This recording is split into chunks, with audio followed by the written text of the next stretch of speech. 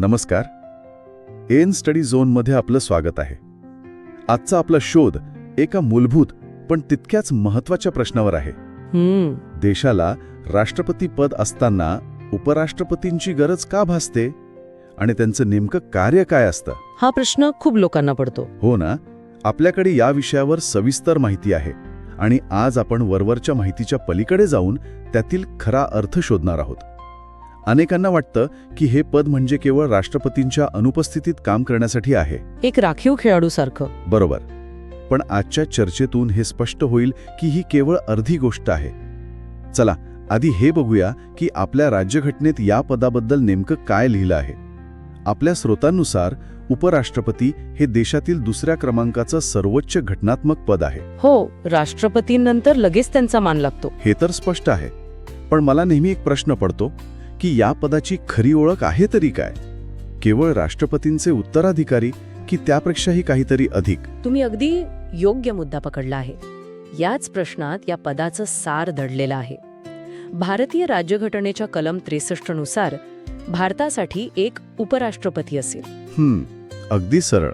हो, पण खरी गंमत आहे ना, ती कलम 64 मध्ये आहे. ओके, आणि त्यात काय आहे?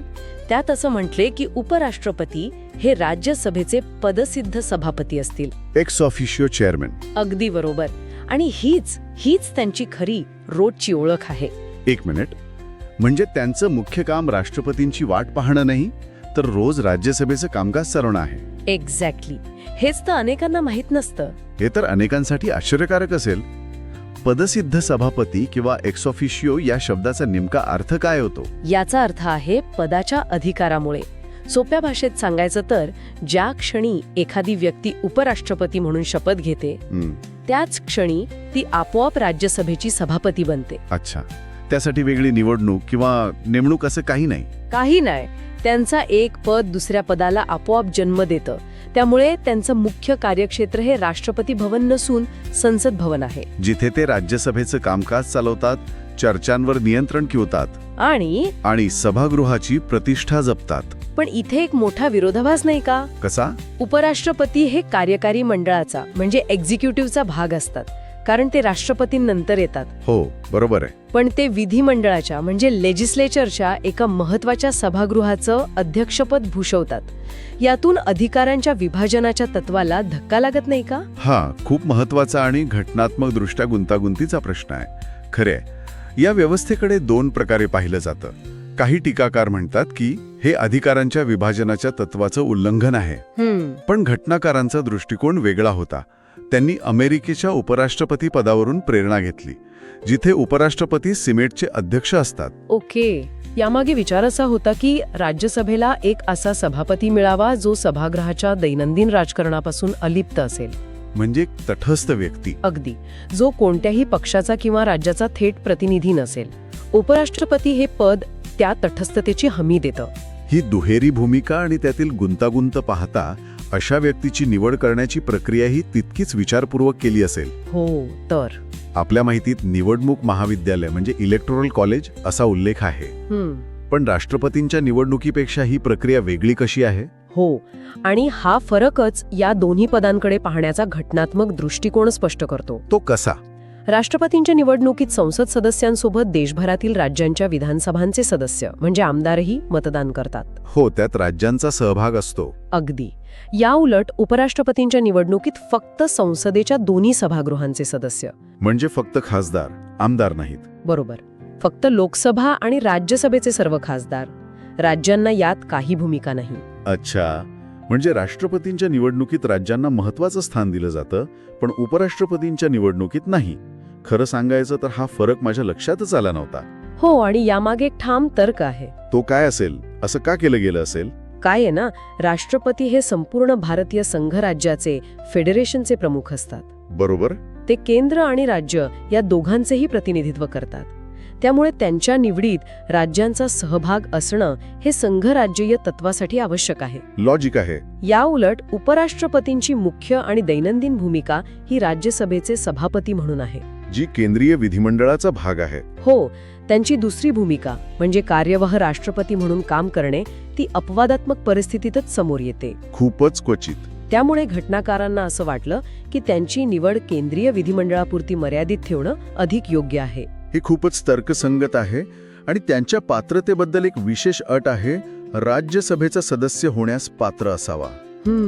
लोकसभेचा का नाही?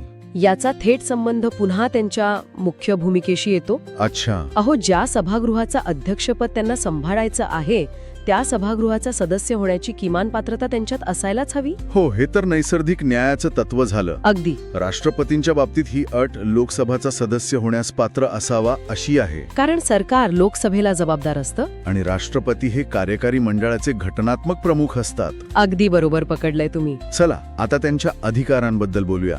सभापती म्हणून त्यांच्याकडे अनेक अधिकार असतील. हो, नक्कीच. पण आपल्या स्रोतांमध्ये एका अधिकारावर विशेष भर दिला आहे, निर्णायक मत किंवा कास्टिंग वोट.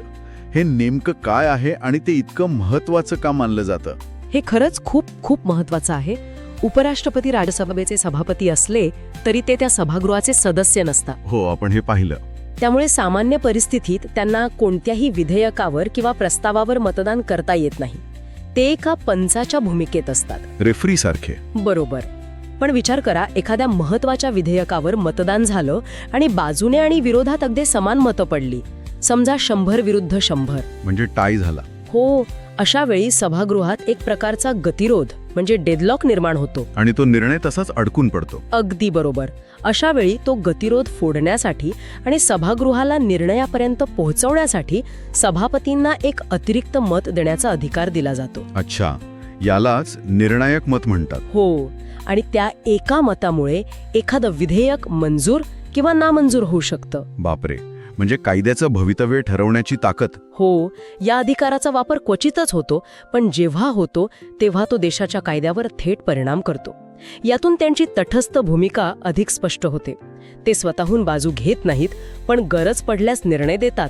आणि त्यांची दुसरी आणि जास्त प्रचलित असलेली भूमिका म्हणजे कार्यवाह राष्ट्रपती म्हणून काम करणं, ती नेमकी कधी आणि कशी समोर येते? जेव्हा राष्ट्रपतींचं पद मृत्यू, राजीनामा किंवा महाभियोग प्रक्रियेमुळे रिक्त होतं, तेव्हा उपराष्ट्रपती तात्काळ कार्यवाहक राष्ट्रपती म्हणून पदभार स्वीकारतात. ओके, म्हणजे लगेच? हो, एका क्षणाचाही विलंब न लावता. आणि हे ते नवीन राष्ट्रपती निवडून येईपर्यंत करतात, जे 6 महिन्यांच्या आत होणं बंधनकारक आहे. आणि तात्पुरत्या अनुपस्थितीत? हो, जर राष्ट्रपती आजारपण, परदेश दौरा किंवा इतर कारणांमुळे तात्पुरती आपली जबाबदारी पार पाडू शकत नसतील, तरीही उपराष्ट्रपती त्यांची कर्तव्य सांभाळतात. म्हणजे हे एक प्रकारचं कॉन्स्टिट्यूशनल सेफ्टी नेट आहे. देशाचं सर्वोच्च पद एका क्षणासाठीही रिकामं राहणार नाही, याची ही व्यवस्था आहे. तुम्ही अचूक शब्द वापरला, सेफ्टी नेट. प्रशासनात आणि देशाच्या नेतृत्वात सातत्य म्हणजे कंटिन्युटी राखणं हेच या पदाच्या निर्मितीमागील सर्वात मोठं आणि महत्त्वाचं कारण आहे. इतकं महत्त्वाचं पद सांभाळणाऱ्या व्यक्तीला पदावरून दूर करण्याची प्रक्रिया नक्कीच सोपी नसेल. आपल्या माहितीत म्हटलं आहे की उपराष्ट्रपतींवर राष्ट्रपतींप्रमाणे महाभियोग म्हणजे इम्पीचमेंट चालवला जात नाही. हा एक मोठा फरक आहे. हो, खूप मोठा फरक आहे. मग त्यांना कसं हटवलं जातं आणि याला महाभियोग का म्हणत नाहीत? हा फरक समजून घेणं महत्त्वाचं आहे. महाभियोग ही एक अर्धन्यायिक क्वाझी ज्युडिशियल प्रक्रिया आहे. म्हणजे ती राष्ट्रपतींवर घटनेचा भंग केल्याचा गंभीर आरोप सिद्ध करण्यासाठी वापरली जाते.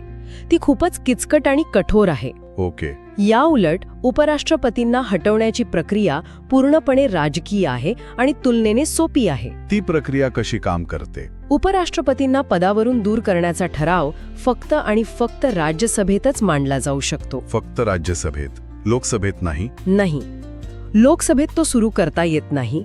याचं कारण म्हणजे ते प्रामुख्याने राज्यसभेला जबाबदार असतात. हे तर लॉजिक आहे. राज्यसभेने तो ठराव प्रभावी बहुमताने मंजूर केला आणि त्यानंतर लोकसभेने त्याला केवळ साध्या बहुमताने संमती दिली तरी ते पदमुक्त होतात. फक्त संमती? हो, फक्त संमती. यासाठी त्यांना 14 दिवसांची पूर्वसूचना देणं मात्र बंधनकारक आहे. तुम्ही प्रभावी बहुमत म्हणजे इफेक्टिव्ह मेजॉरिटी असा उल्लेख केला. हे साधं बहुमत किंवा विशेष बहुमत यापेक्षा वेगळं कसं आहे? नक्कीच.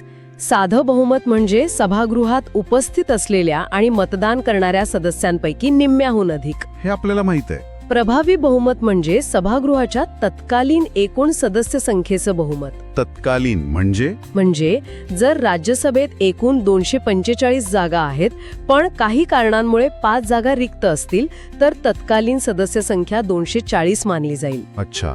या 240च्या निम्म्याहून अधिक म्हणजे 121 सदस्यांनी ठरावाच्या बाजूने मतदान करणं आवश्यक आहे. ओके, म्हणजे हे साध्या बहुमतापेक्षा अधिक कठोर आहे. हो, पण राष्ट्रपतींवरील महाभियोगासाठी लागणाऱ्या विशेष बहुमतापेक्षा एकूण सदस्य संख्येच्या 2/3 खूपच सोपं आहे.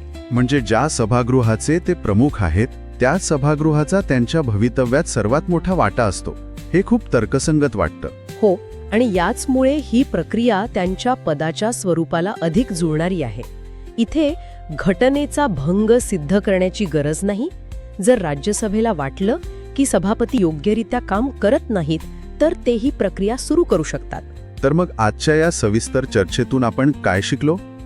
उपराष्ट्रपती हे केवळ एक राखीव किंवा शोभेचं पद नाही जे राष्ट्रपतींच्या अनुपस्थितीची वाट पाहतं. मुळीच नाही. उलट राज्यसभेचे प्रमुख म्हणून त्यांची एक अत्यंत सक्रिय, दैनंदिन आणि महत्वाची भूमिका आहे. अगदी बरोबर. आणि त्याच वेळी ते देशासाठी एक घटनात्मक सुरक्षा कवच म्हणूनही काम करतात. जेणेकरून देशाचं सर्वोच्च पद कधी नेतृत्वहीन राहणार नाही. हो, हे पद कायदेशीर जबाबदारी आणि प्रशासकीय सातत्य यांचा एक अनोखा संगम आहे. एकीकडे ते सभागृहाचे तटस्थ पंच आहेत तर दुसरीकडे ते देशाच्या सर्वोच्च पदाचे उत्तराधिकारी आहेत. अगदी. जाता जाता ऐकणाऱ्यांसाठी एक विचार. आपल्या स्रोतानुसार उपराष्ट्रपती हे राज्यांचं प्रतिनिधित्व करणाऱ्या राज्यसभेचे सभापती असतात. हो. पण त्यांची निवड राज्यांच्या विधानसभा सदस्यांच्या सहभागाशिवाय केवळ केंद्रीय संसद सदस्यांद्वारे होते. हो, हा मुद्दा पण पाहिला. भारतीय संघराज्य प्रणालीच्या म्हणजे फेडरल सिस्टमच्या स्वरूपाबद्दल हे काय सूचित करतं? जिथे राज्यांच्या सभागृहाचा प्रमुख राज्यांच्या थेट सहभागाशिवाय निवडला जातो. याचा विचार नक्की करा. अशाच नवनवीन माहितीपूर्ण व्हिडिओसाठी आत्ताच चॅनलला सबस्क्राईब करा. धन्यवाद.